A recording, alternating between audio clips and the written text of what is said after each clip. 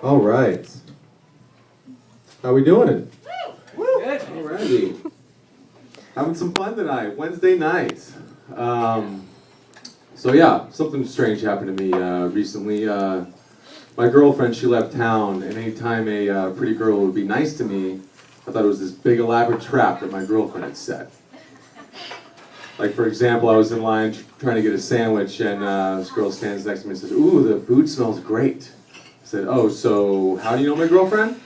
It's ridiculous. A lot of things I do don't really make a lot of sense. Like, I'll eat 9 candy bars and wash it down with a glass of almond milk because regular milk is bad for you.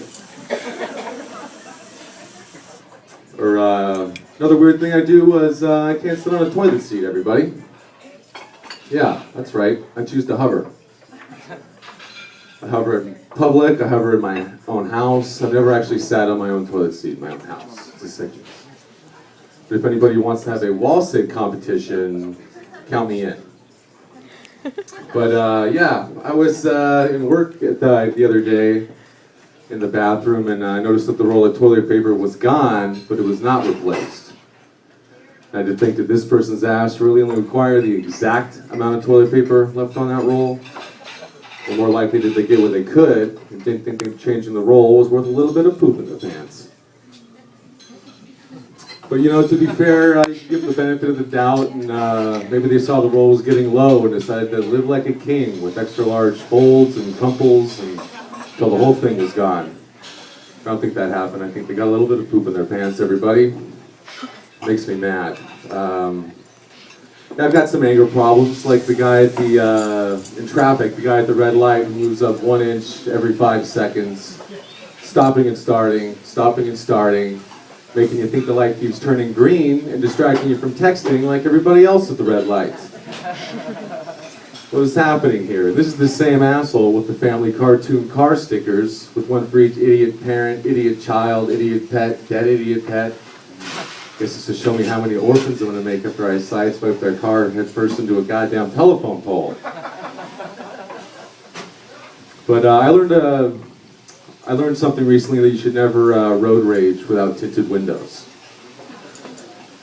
Here's what happened. I was driving up to red light, and this guy was just going really slow, so I didn't honk at him, I didn't flip him off, I just very politely screamed obscenities in my car and drove around him.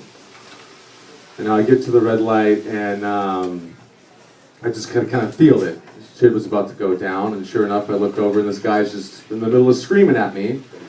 So I roll the window down, and this guy says, "Saving a lot of time there, Big Mouth?" I said, "Big Mouth? Why are you calling me Big Mouth, sir?" And he says, "Oh, you don't think I could see you back in your car saying F you?" I said, "Actually, I didn't think you could see that at all." Checkmate, I got nothing. I have no idea what to say, so I just drove off, and then I started to think, now wait a second, this guy is driving around like shit on purpose, and then looking for people to get mad at him. That's incredible. It's like I just met myself from the future. Then all of a sudden his car sideswiped mine headfirst into a telephone pole. But yeah, I got some anger problems. I'm trying to blame my parents. Because every time I talk to my parents, I have to exercise so much patience, I have none left for the rest of the world. For example, my dad, bless his heart, is starting to forget doing things like he had firewood delivered to my house as a present. And assuming he remembered ordering the wood, when it arrived, they texted him something cryptic like, "The eagle has landed." His response to that was, "Does that mean you're high on something, son?" I said, "No, Dad, it's 7 o'clock in the morning. The firewood was delivered." He says, "Oh, so you need to borrow money?" And at that point, I'll just try to talk to my mom to speed up the whole communication process, but that never works, because all she ever wants to talk about is how I'm ever going to find a wife with those shoes that I wear, or the car that I drive, or am I really going to find the one with that untrimmed neck hair? Then I'll just try to get off the phone as quickly as possible. So every time she has to say something inappropriate, like I'll say, "Okay, love you, Mom, goodbye," and she'll say, "Oh, okay, son, well, keep a wrinkle in it." Disgusting. Therein lies the anger problem. You know, like, I just don't have any patience for people. Like, out of the gym locker room, the old guys who feel it's appropriate to blow dry their ball sack in front of everyone. They do it with so much pride, they put one leg up on the bench like there's some Viking sailing across the seas with their foot on the bow of the ship, and the wind in their balls. But I don't actually blame my parents for my anger problems.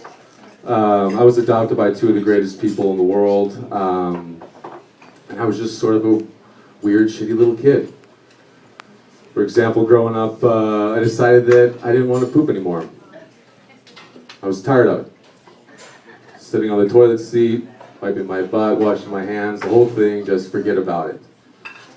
I actually thought that that was an option, to just not poop anymore. Until about 72 hours later, when I was in the fetal position with the family doctor's finger up my butt. Another strange thing I did was I had this obsession with my socks, where if they weren't pulled up at all the times, I would start screaming, "My socks aren't obeying me!" It's ridiculous. And another strange thing I would do was I went into the bathroom with the lights off one night to brush my teeth, which what I thought was toothpaste turned out to be Preparation H instead. And yeah, I brushed my teeth with the lights on now. Another strange thing I did was I liked to wrestle pillows growing up. And this one particular day, I wanted to have this big finale by body slamming this pillow 20 feet out of the tree.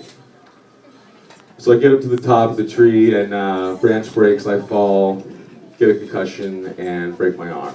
And at this point, you're my parents, you gotta be thinking, we paid full price for a kid who wrestles pillows and trees and loses. He brushes his teeth with hemorrhoid cream, screams at his socks all day, and every 6 months we have to take him to the hospital because he decides to stop pooping again. Somebody got ripped off here. But you guys ready to have your comedy show keep going? Yeah. Let's bring Manny back up on the stage.